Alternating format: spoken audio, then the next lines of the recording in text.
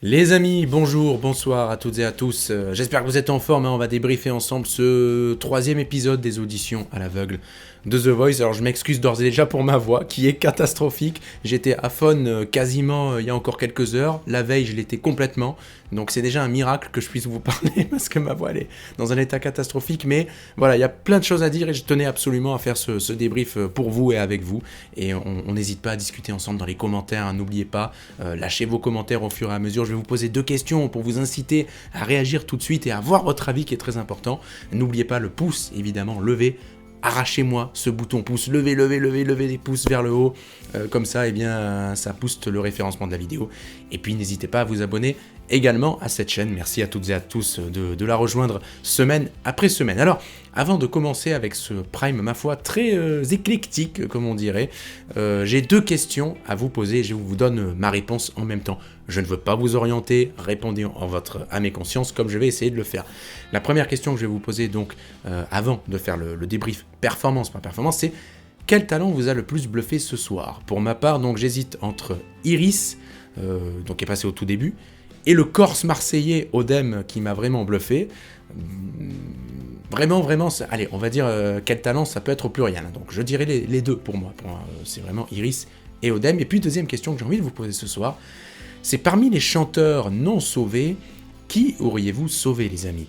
Moi, personnellement, si j'avais un choix, j'aurais sauvé Davy. J'ai été très étonné, vous savez, le rocker un peu dans le style. Hein. J'ai été étonné que personne ne se soit retourné pour Davy avec son Feeling Good. Alors oui, c'est une chanson certes qui est souvent reprise, mais comme Quand on a que l'amour, quand on a comme plein d'autres titres qu'on a vu déjà dans The Voice et qui ont été eux-mêmes buzzés avec des coachs qui se retournent. Là, j'ai vraiment été étonné. Mais bon, voilà, on en reparlera un petit peu plus tard. En attendant, le débrief performance par performance, c'est parti. Et on commence donc avec la performance d'Iris, 22 ans, qui habite à Londres et qui nous performait Bad to the Bone.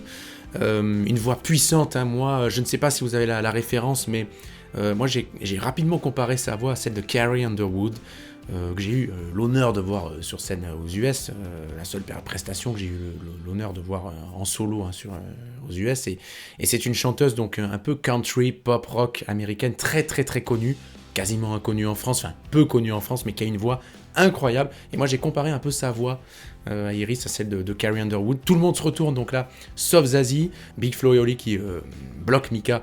On se demande pourquoi, hein, évidemment, parce qu'elle voulait aller chez eux, et finalement Iris qui donc choisit Big Flo et Oli.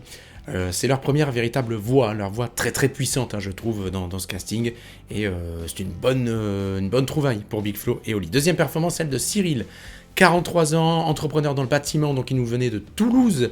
Il y a eu pas mal de chanteurs et de chanteuses, hein, de Toulouse ce soir, qui chantent donc Ma fille de Reggiani.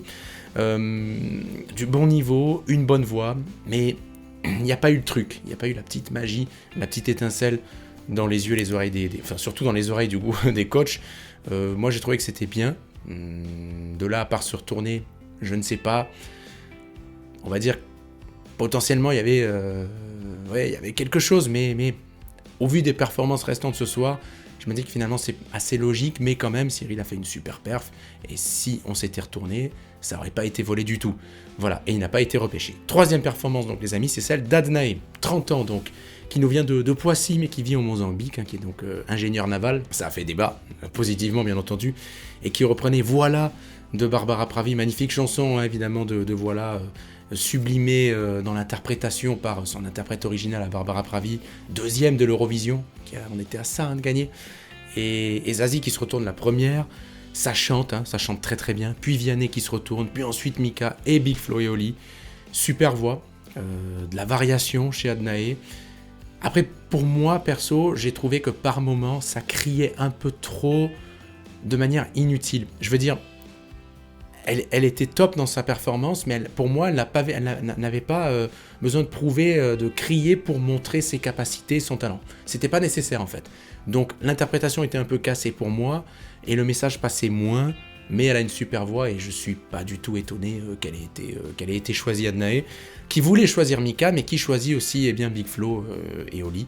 Et je la comprends parce qu'ils ont eu vraiment les bons mots sur le coup. Je trouve que Mika notamment n'a pas été assez attirant, attractif, hein, avec son discours. Il lui a juste demandé qu'est-ce que tu fais là, quelle est ton histoire, voilà. Et Flo, plus particulièrement, a été plus percutant dans son discours, et donc du coup Adnae s'est tourné vers eux assez naturellement, je trouve. Ensuite, le plus jeune donc, de cette troisième audition à l'aveugle, c'est Lilian, 18 ans, qui nous vient de Moselle, et lui qui est complètement à part, qui est l'OVNI, l'extraterrestre de cette soirée, avec mon légionnaire donc d'Edith Piaf, Mika qui se retourne, Zazie aussi. Bon, je suis pas fan, moi particulièrement, des voix en un peu comme ça.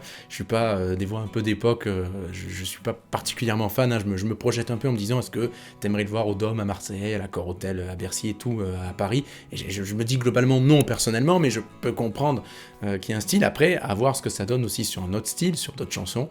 Ma foi, pourquoi pas. En tout cas, c'est un sacré numéro, ce garçon. Il était très à l'aise avec ses bagues et tout machin. Bon, c'était assez marrant. Et moi, il m'a fait penser un petit peu, je sais pas si vous avez la ref aussi, mais à Renaud Lepic, vous savez, non, fais pas ci, fais pas ça, qui est interprété par Guillaume de Tonquédec. Donc moi, j'ai trouvé que c'était son fils, en fait, hein, vraiment, physiquement et tout. Donc bon, c'était marrant en tout cas. Et il a fini, Lilian, par choisir Mika. Autre performance, donc celle de Shanice, de Saint-Denis, qui chante Je suis malade de Lara Fabian. 23 ans, Shanice. Alors là, on s'attaque de Lara Fabian, pardon, de Serge Lama bien entendu, mais pour moi l'interprétation féminine parfaite a été faite par Lara Fabian de Je suis malade. Donc on s'attaque quand même à quelque chose de très très gros. Et ça chante super bien, faut l'avouer, encore une fois. J'étais un petit peu moins fan du timbre, on va dire, de voix, mais par contre, c'était super bien interprété. Il y a du coffre vocal, et ma foi, c'est complètement mérité qu'on se soit retourné sur cette chanson.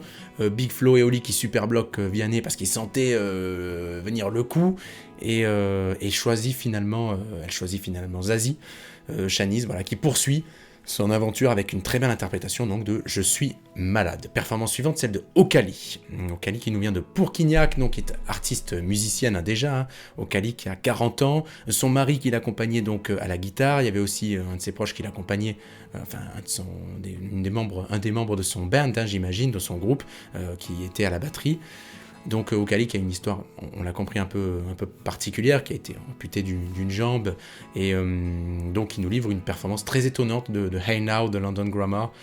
Tout le monde se retourne, sauf Big Flo et Oli. Je crois que c'était à ce moment-là qu'ils ont dit que c'était pas pour eux, c'est pas pour nous, un truc comme ça, je sais plus si c'est là. Bref, en tout cas, Okali a son univers, elle a son originalité, un vrai potentiel vocal qu'elle n'a pas complètement, je pense, montré sur cette performance-là, et c'est pour ça que c'est très intéressant de cette tournée.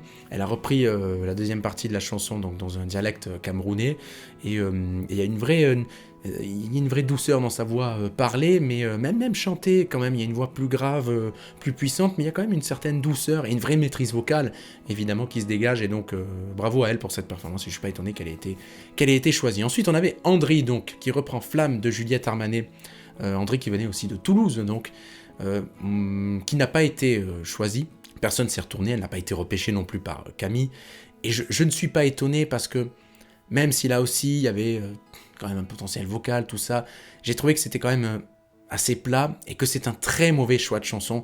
Je pense qu'il ne faut pas du tout se diriger vers des chansons comme ça, un peu modernes, qui bougent et tout, parce que tout le monde les chante, et parce que ça te met pas suffisamment bien en valeur vocalement, et même au niveau de l'interprétation. Il faut plus quelque chose de beaucoup plus artistique que du on danse, on bouge, tout ça, je pense. Donc, bon, voilà, ça s'est arrêté là. On enchaîne avec Odem ensuite, sans doute l'une des deux meilleures performances de la soirée à mes yeux. En tout cas, Odem, donc 29 ans, qui nous vient de Marseille, qui chantait Habibi, donc de Tamino. Et Tamino est une super voix. Moi, je trouvais qu'il y avait même du Adam Lambert un petit peu dans sa voix. Donc Adam Lambert qui a notamment repris sur plein de spectacles, etc. Des chansons de Freddie Mercury, hein, de Queens. Donc c'est quand même un coffre vocal un peu spécial, assez costaud. Et il avait déjà fait The Voice il y a 7 ans, donc Odem, et cette fois, ça marche, on s'est retourné. Et Odem, donc, qui choisit Vianney cette fois. Voilà, histoire de se dire, Bon voilà, Zazie et Mika se sont retournés, mais si t'es pas retourné il y a 7 ans, bah du coup moi, je choisis Vianney. Donc eh bien, je pense que c'est pas un mauvais choix pour Odem, en tout cas bravo à lui, superbe voix, vraiment, en tout cas Odem, et moi j'ai hâte de voir ce que ça donnera là aussi sur d'autres chansons, d'autres registres, etc. On enchaîne donc avec Karine, 48 ans, vendeuse donc dans les Pyrénées-Orientales sur les marchés, donc tout est bon dans le cochon de Juliette, ma foi, je m'attendais à tout sauf à cette chanson dans The Voice, mais écoutez, il faut de tout pour faire The Voice, en tout cas c'était sympa, ça chantait plutôt bien, ma foi, même si, évidemment le choix était curieux et que c'est pas la meilleure performance du soir, loin de là, elle était à fond, alors personne s'est retourné, au niveau de l'interprétation c'était remarquable, vraiment elle était à 100%, et bon, après personne ne s'est retourné, moi ça m'a pas étonné, je pense que si j'étais l'un des 4 coachs, je ne serais pas retourné non plus, mais elle a été repêchée par Camille qui semble vouloir lui faire tester d'autres choses, peut-être dans un univers un peu différent, mais en français, hein, vous l'avez entendu, mais bon, voilà, on verra ce que ça donne. Écoutez, en tout cas, bravo à toi Karine. Mehdi, ensuite, 30 ans, donc il faisait le déplacement depuis l'île de la Réunion, qui chantait Billy de Céline Dion, une perf très sympa, mais il n'a pas été repêché. Ni par les coachs, il n'a pas été sauvé donc par Camille, et personne ne s'est retourné au niveau des coachs. Ça m'étonne pas trop non plus, mais j'ai trouvé qu'après sa performance était plutôt bonne, et d'ailleurs sa voix m'a un petit peu fait penser, je ne sais pas si ça vous a fait ce même effet, mais aux voix des génériques, vous savez, des dessins animés des années 80-90, moi c'était un peu ce style-là, ça m'a un peu fait penser à ça, mais bon, voilà, en tout cas, il y a eu le mérite d'être là, ce qui n'a pas pu être possible pour plus de 50 000 personnes qui ont été candidats et candidates et qui n'ont pas pu se produire sur la scène de The Voice sur TF1, donc c'est déjà beau d'être arrivé jusque là. Ensuite, sans doute la performance qui me laisse le plus perplexe de la soirée, celle de Ninon, 27 ans donc, qui nous vient de Montpellier, qui chantait Flash de Maël. Vianney qui a été attrapé par l'originalité de Ninon assez rapidement, mais évidemment j'ai vu plusieurs fois ce geste dans la performance et je suis complètement d'accord, trop de variations, j'ai l'impression que c'était un peu un pot pourri de façon de chanter dans la chanson, tout le monde se retourne au final, sauf Flo et Oli, et je les comprends, moi j'ai pas été personnellement emballé par la prestation, même si je pense qu'il y a du potentiel vocal, j'ai pas été emballé à titre personnel, et après à voir quand elle va être conseillée, coachée davantage, quand elle va travailler, quand on va lui dire écoute une chanson tu la chantes, c'est soit crescendo, soit tel style, mais pas comme ça, pas les montagnes russes quoi. C'est un peu non, ça nous attrape pas. Et donc elle a choisi Vianney, on verra comment Vianney la fera travailler, mais c'est pour moi la performance la plus contrastée, on va dire, de cette soirée. Surtout que derrière on a Davy qui lui n'est pas sauvé, Davy de Clermont-Ferrand, donc la cinquantaine, 50 ans, Feeling Good donc de Nina Simone, ça chante bien, très bien, ça se chante super bien même, par moments il y avait peut-être un peu même du Florent Pagny sur certaines notes, mais ils n'aimaient pas la chanson, clairement les coachs, et ils l'ont pourtant encensé à la fin, ce qui est étonnant et paradoxal, parce qu'ils ont un peu fracassé Ninon juste avant, lui disant c'était un peu cata ton truc, mais on te prend quand même, parce qu'il y a peut-être du potentiel. Et Davy qui a fait une performance incroyable, ils ne l'ont pas choisi en lui disant mais quand même t'as une voix de dingue, c'était top, machin. Donc je suis un petit peu déçu. C'est vraiment, on va dire que si j'ai un coup de gueule, c'est le coup de gueule du soir pour moi, pour Davy qui n'a pas été repêché. Je trouve ça dommage, mais après je comprends bien entendu les motivations des coachs. Dernière performance de la soirée, celle de Réa, qui a choisi donc Big Flo et Oli et qui s'était présenté sur scène, 24 ans, Réa avec I Will Survive de Gloria Gaynor. Là, on s'attaque à un très gros morceau, évidemment, les amis.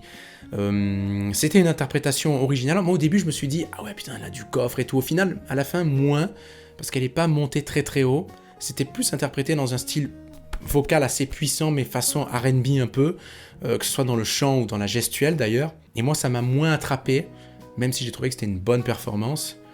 Mais voilà, Big Flo et Oli se retournent, Vianney également, et elle choisit finalement Big Flo et Oli. Et on verra ce que ça donne pour la suite. Voilà les amis, écoutez, on a terminé ma foi pour ce débrief, j'espère que ça vous a plu, j'ai la voix complètement carbonisée, j'espère que c'était pas trop désagréable à l'écoute, j'espère que ça vous a plu de suivre ce débrief avec moi et cet épisode de The Voice, donc ce 3e épisode, ces auditions à l'aveugle qui se poursuivent dès la semaine prochaine, donc on se retrouve, j'espère en meilleure forme pour moi, j'espère que vous serez en bonne forme. Encore une fois, ma foi, bon courage si vous bossez dans les jours qui viennent, et puis si vous êtes en vacances ou en repos, etc., eh bien profitez bien, amusez-vous bien, si vous allez skier, eh bien kiffez bien, voilà, tout ça. Donc je vous souhaite plein de belles choses pour la suite, j'espère que vous n'êtes pas trop malade de votre côté, et puis à la semaine prochaine, je vous embrasse, ciao les amis.